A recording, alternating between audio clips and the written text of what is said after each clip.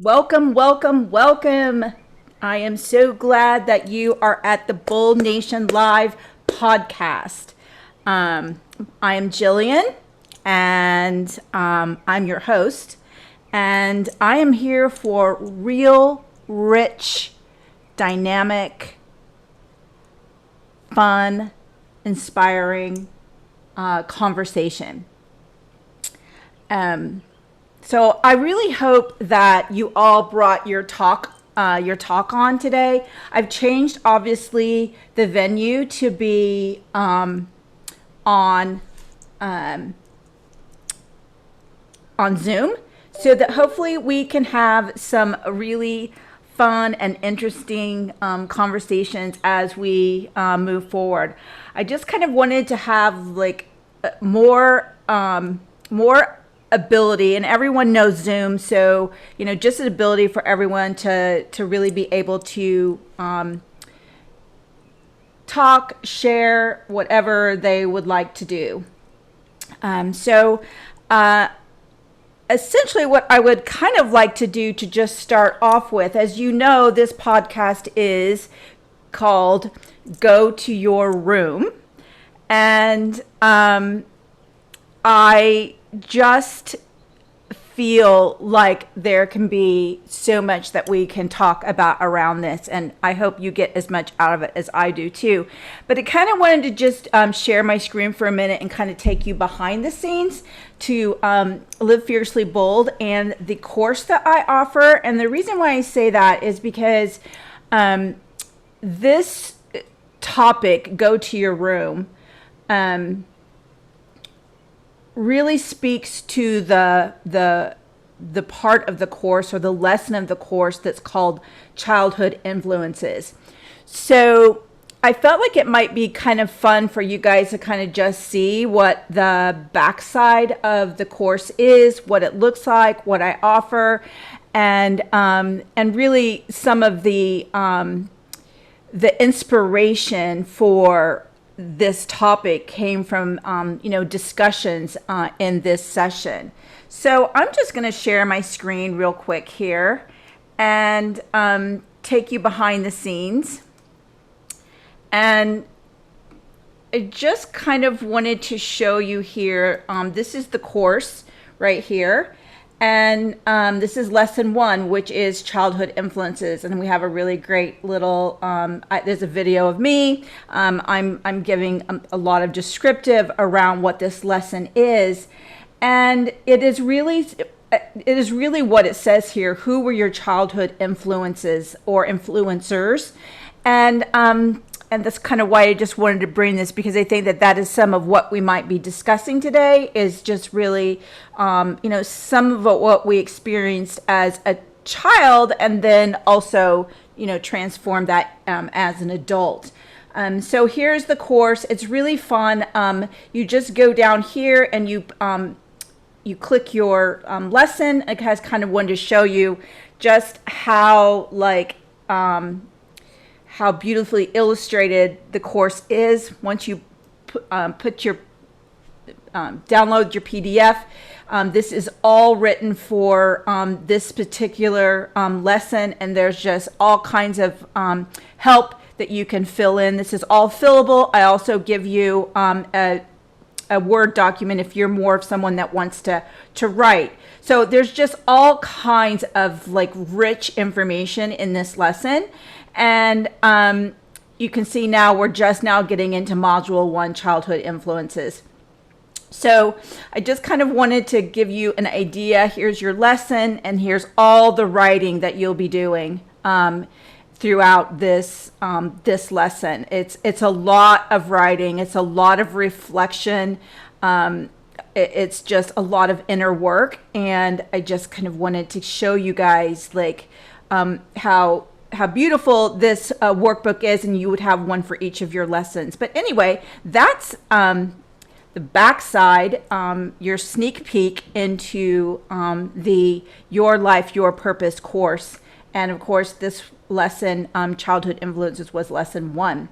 So I also wanted to bring your awareness, just because I love this platform for parenting. And since we're going to be talking about like some parenting types of issues, I really wanted to bring this Live, Love, and Love and Logic website that I have used for years. I am a certified Waldorf kindergarten teacher, so I do have a little bit of expertise in this area, and so and kind of gives me, the ability to speak about it a bit when it comes to parenting. So highly recommend this Love and Logic as an outlet for parents to really get some great information. So that's where we're at on that. So I'm going to stop live. I'm going to stop sharing now and come back. And I hope you had fun seeing that little sneak peek. And so we're going to just get going on this topic, go to your room. So, I was just reflecting on what that would really mean for someone to, I don't know, do you remember back when you were young and you did something wrong, and you got sent to your room? And, so many of the hashtags that I want to discuss today, I just want to go through them. So obviously the first one is go to your room. The second one is punishment. The third one is bad girl. Then bad boy, hashtag fight or flight, hashtag mad, hashtag fight, hashtag argument, hashtag trigger, talk to me, intimacy, sex, relationships, spanking, gaslit, bully, yell, prison, why, sacred space, and of course, Bold Nation Live. But when we're talking about something like go to your room, what does that immediately feel like? For me, it's like I feel like horrible. I don't feel good. I feel like a little child. I mean, I hear it. When I hear the words go to your room, I immediately just feel like a little child. I feel like I'm like 4 or 5. I feel hurt. I feel sad. I feel like this person is really big and I'm really small. I feel I have no voice. I feel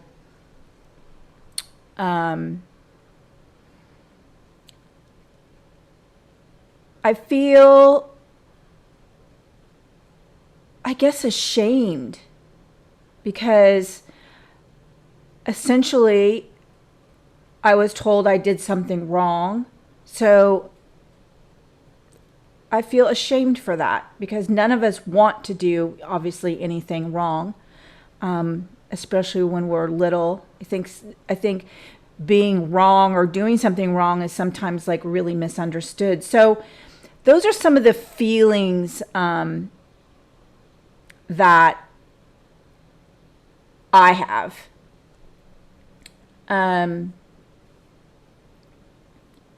I'd be curious if you wanted to speak to it, or if you want to just type in the chat, some of the things that you're feeling. Oh yeah, I just saw my new tattoo here, and I'm just really excited about it. Yeah, it's really good. Thank you, Paula. Paula, you're the best, Paula. She's going to be on my podcast here in the next few weeks to talk about the power of tattooing. Anyway, back to go to your room. So, I mean, think about all of those feelings as a child. Now you're sitting in your room with a multitude of feelings. Maybe you're like laying in your bed, maybe you're crying. You hear your family out there doing what they're doing. You've been like, you've been set aside from the tribe, your family, for doing something wrong. You are essentially in prison for a bit. I know that's a big word, but isn't it just like prison? You're sent there. Someone larger than you, someone that has more authority than you, has the ability to say, go to your room, and you have no voice to speak back. You might try that, but that probably won't get you very far if you if you're being parented in a way that you are being punished. So let's just talk about our room for a minute. Like, as a child, let's talk about what your room was to you. Like, outside of being sent there to be punished. Our rooms were like our kind of, I don't know, it's where we wanted to feel safe when we slept at night. It's where we wanted to maybe just have some quiet time, like chosen quiet time. Maybe it's a place where you went and wrote or colored or played with your dolls, played with your cars, played house, used your imagination. That all happened in your room. Our rooms were truly the space where we could create our own childhood magic place, where we could imagine and pretend and all those good things. I say that, but yeah, I mean, when I say that, it's just, it's so, that feeling for me feels so beautiful, because I remember how that felt, the space that I created in my room, the toys and where I would put them, and the house and the people and the furniture, and where my coloring books were, my crayons and my books, and all those things.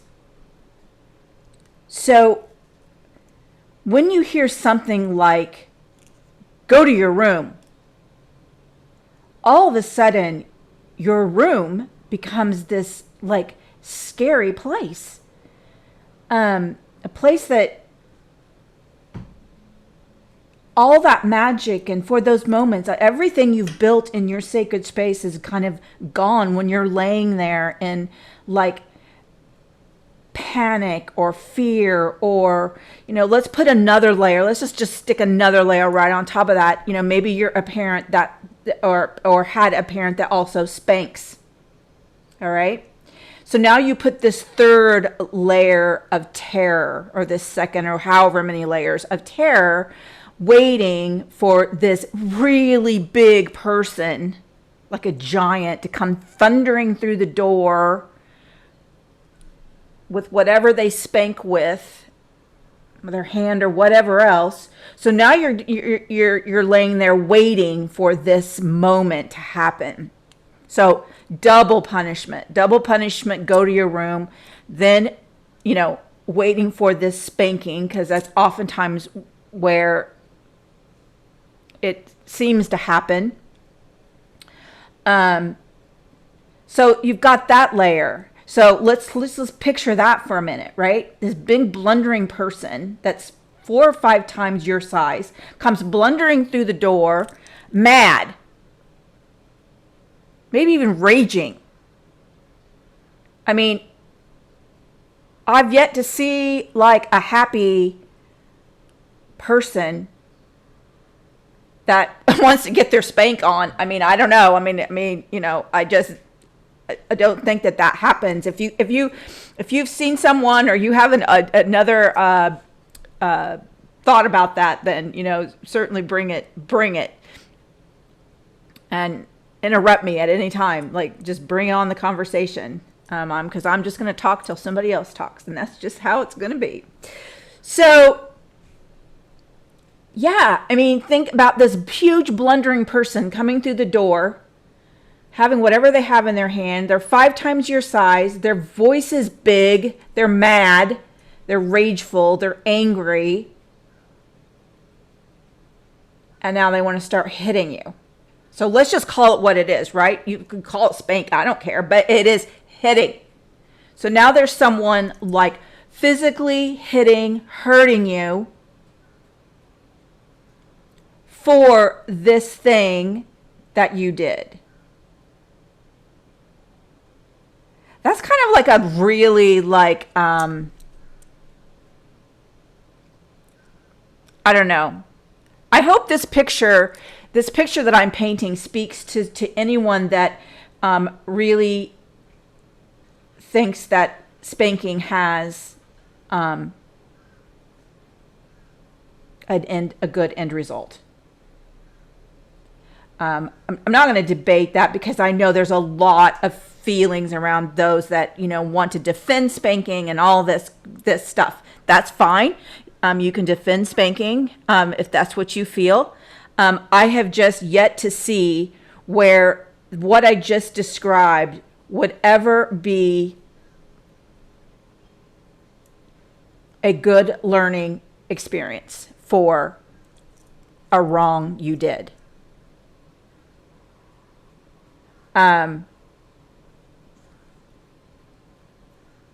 So I am not a believer in spanking. And I'm just going to say it.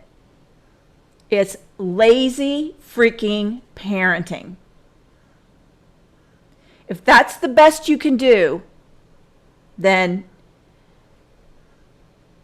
I think you need to go to Love and Logic and take a few courses on parenting. And I'm just going to be really blunt about it, because what does it teach? It teaches your child to be a bully. It teaches your child to be, to hit. And oftentimes it's in that same time frame, right? Like, they're hitting. They're starting to like lash out their will. They're starting to like hit and do this and do that. And then all of a sudden you're spanking, and then you're saying, oh, don't hit. So the communication is completely like going nowhere, because that's certainly not their experience.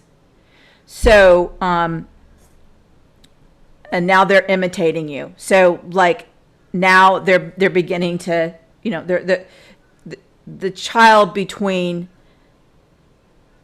birth and the loss of the first tooth, per Rudolf Steiner of Waldorf education, really states that children are completely in the imitation stage at that time. So they're imitating everything you do, everything you say. So all the swear words you use, they just love to pick those right on up and use them. It feels really good to use those words. So, just be aware. I mean, they're going to pick up everything. So if you're going to spank, they're going to pick that up too. And you'll probably see it in play. You'll probably see them spanking their dolls and spanking whatever, hitting their friends, however that's going to work itself out of them.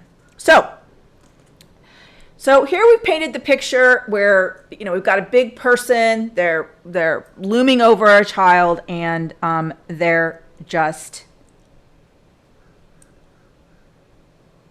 hurting the child. There's also, situations where, sometimes, there isn't spanking, but you're sent to your room, you're told to leave the room. And there's never a discussion about it. It's like, it's over for them. They've been like done they've cooked dinner or done 10 loads of laundry or whatever while you sat in there. And so for them, it's over. And, it's essentially like, just go play, go back and play. And there's never a discussion about what happened, why,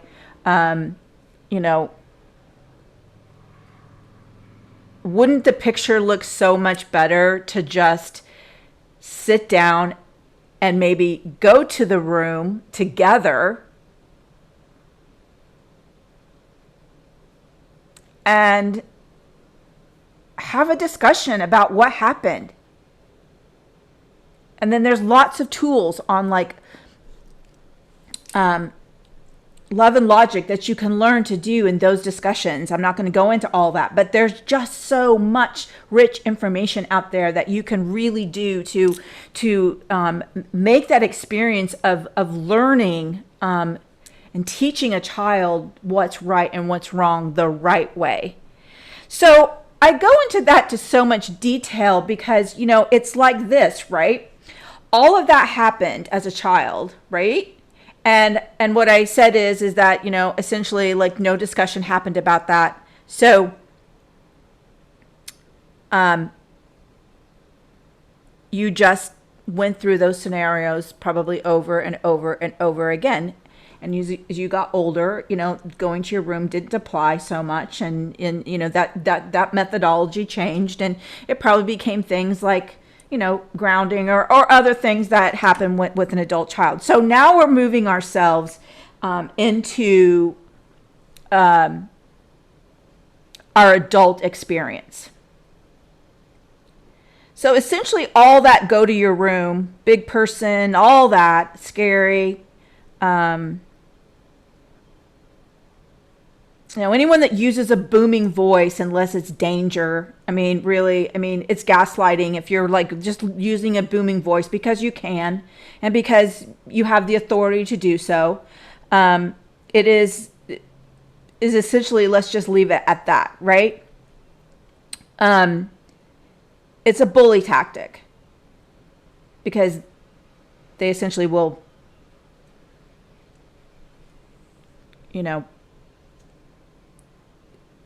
try to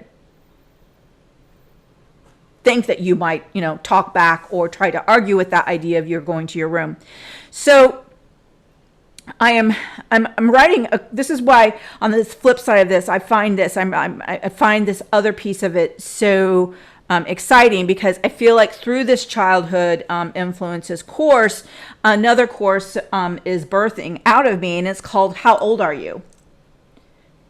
And what that essentially means is, in your adult life, how old are you? What are you bringing? How old are you when you bring it? When you're in relationships, when you're in marriage, when you're dating, when you're friendships, anything relation, at work, career, boss. All this plays into how old are you? So let's just say, for instance, that you met someone, you're going on a date, and you're just finding yourself really flustered. Maybe this person is a bit of a strong personality, or maybe they're just so beautiful you're at a loss for words. All kinds of things in like that, or handsome, whatever. And when you find yourself at a loss of words, if you just stop for 1 minute and go, how old am I right now? Who am I bringing? Am I bringing my 5-year-old self? Am I bringing my 13-year-old self? My teenager self? Not feeling confident? All those things that, potentially we felt at that age. It's just really interesting. In a situation like that, it's really important. If you're not feeling your typical authentic self, it's really important for you to check in and say,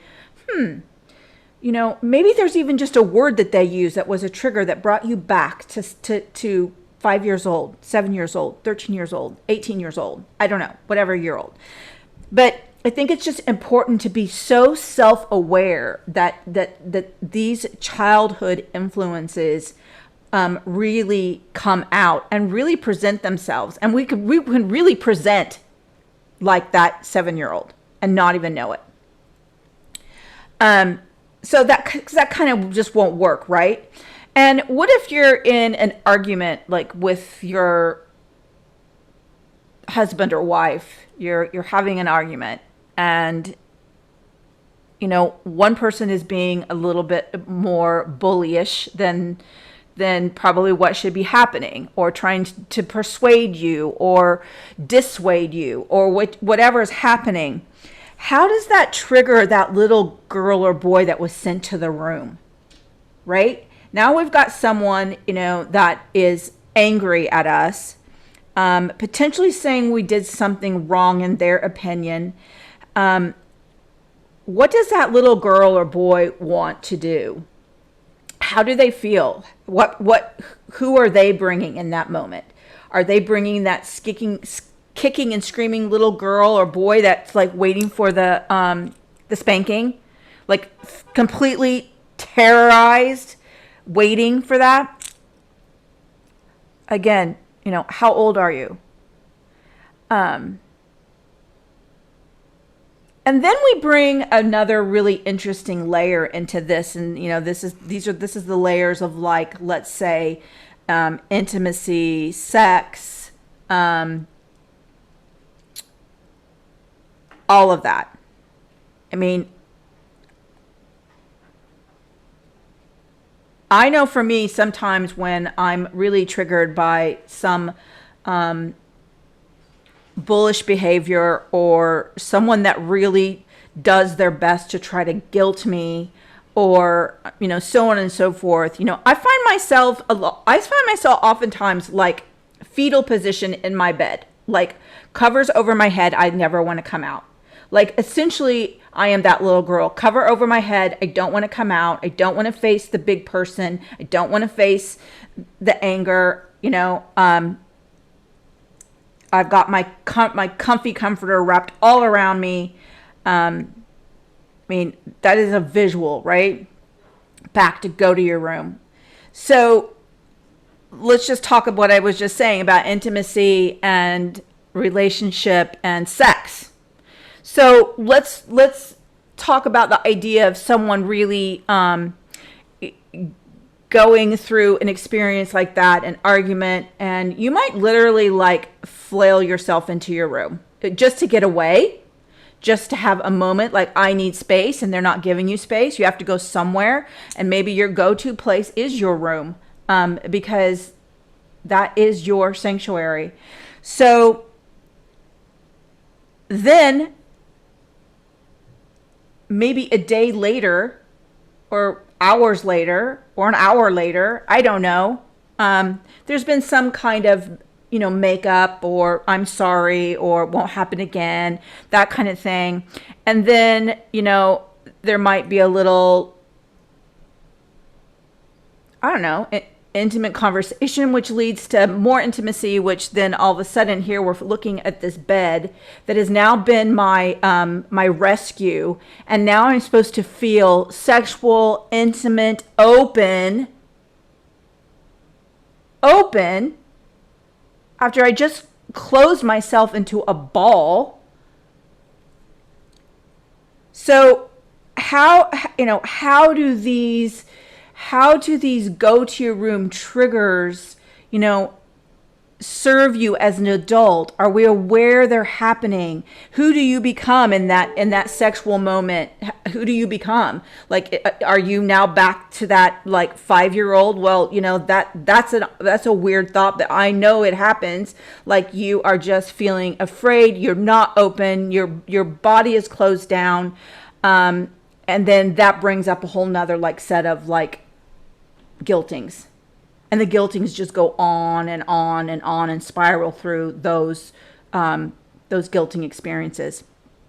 So I feel like just, the takeaway from this is just that one of the things I just really have found that's important is when you're feeling triggered, when you're feeling emotion, when you're feeling upset, ask yourself, like really sit down with yourself and ask you, how old am I right now? That alone will be such a powerful transformation for you. And I ask you once and for all to make your room the true sacred space that it can and should be for you. And experience a lot of boundaries around what is acceptable to you after you have been through a traumatic experience, a fight, a disagreement, a bad date. I mean, it goes a bad day at work, a boss that yells at you.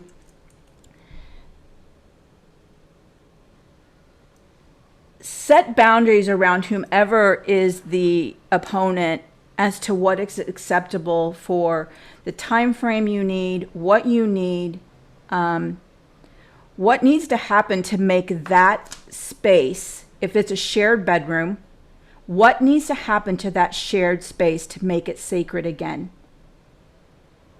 It must go through that ceremony. If it doesn't go through that ceremony, then that space will just be contaminated, and you'll say yes when you mean no. Just a multitude of things will happen. So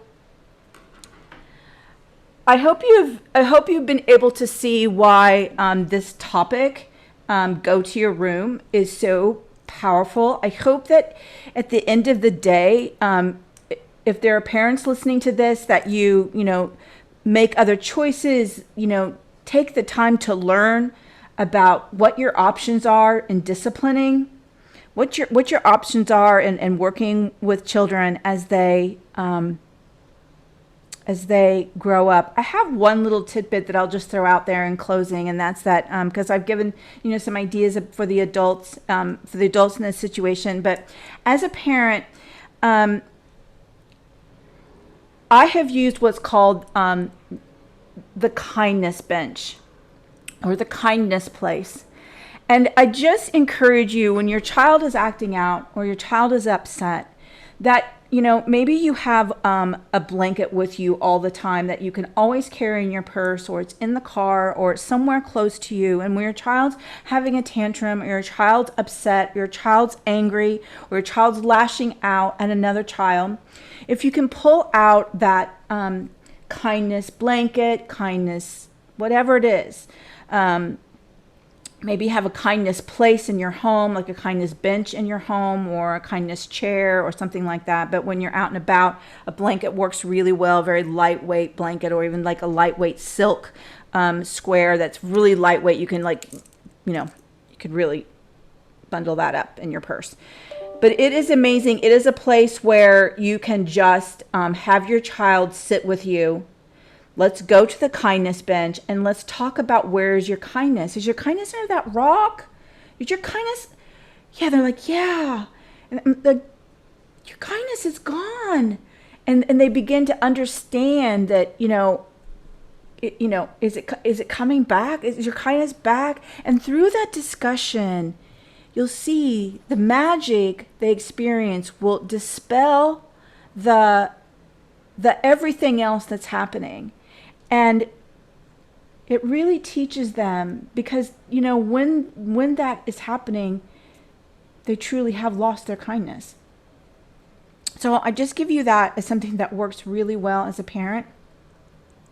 It's much better than go to your room if a child is acting out. So I hope that this has been meaningful to you. I hope you've learned something new that you didn't know before. And I really will love to hear the comments. This is streaming live on YouTube as well right now. So I'm just love to see what everyone thinks. And I hope to see you next week at 3 o'clock. Bye for now.